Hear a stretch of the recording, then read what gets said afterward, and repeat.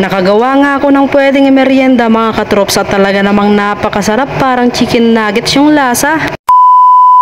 So ayun mga katrops, meron pala tayo ditong isang pirasong skyflakes at meron din tayo ditong isang pirasong itlog. Napakasimple nga ng mga kakailanganin nating ingredients at ito nga lang yung ating pampalasa, asin at paminta. At syempre magpipirito tayo kaya kailangan natin ng mantika. Kailangan din pala natin ng kaunting tubig. So ayun, dudurugin lang natin itong skyflakes mga katrops. Kailangan yung durug na parang ganito. At ayan, pagkatapos mo nga itong durugin ay ilagay mo ito sa malinis na bowl. Dahil paghahaluin natin tong skyflakes at itlog, sa mga katrops natin dyan na hindi pa nakakatikim ng ganito, subukan nyo na rin gumawa dahil talagang magugustuhan nyo yung lasa. Napakasarap, parang chicken nuggets nga yung lasa neto. Lalagyan lang natin ito ng pampalasa na asin at paminta mga katrops. Yung pinong paminta nga pala yung inilagay ko para kapag kakainin mo ito ay wala kang manguya na paminta na buo-buo. Nga pala mga katrops, kapag ka itatry nyong magluto ng ganito, mas damihan nyo na lang para hindi kayo mabitin dahil siguradong magugustuhan nyo yung lasa. Sabi nga ng aking malabs ay dapat dinamihan ko dahil talagang bitin na bitin. Halos nagpapaubayan nga kami sa iisang natira.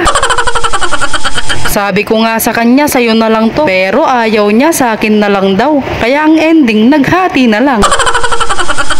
O diba, sana all ganun ang magjowa. Yung tipong ayaw magkalamangan. Masimulan na ngang magprito para makapagmerienda na. Nagpainit nga lang ako ng saktuhang dami ng mantika mga katrop. Yung sakto lang dahil hindi naman ito kailangang i-deep fry. Basta ang importante na mahalaga ay maprito yung magkabilang side. At ayan, prituhin lang natin ito mga katrops hanggang sa mag golden brown. Magiging pangit kasi yung lasa nito kapag ka nasobrahan mo sa prito. Yung halos pumait-pait na yung lasa na parang uling yung itsura.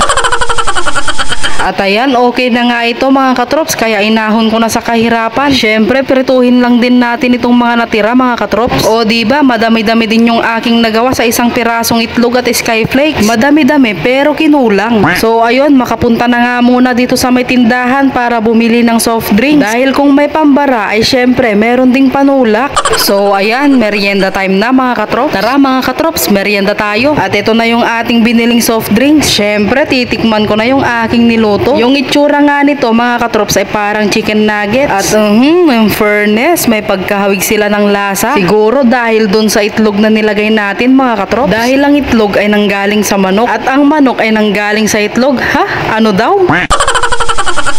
Ano nga ba talaga ang nauna? Itlog o manok? Pa-comment naman dyan sa baba mga katrops.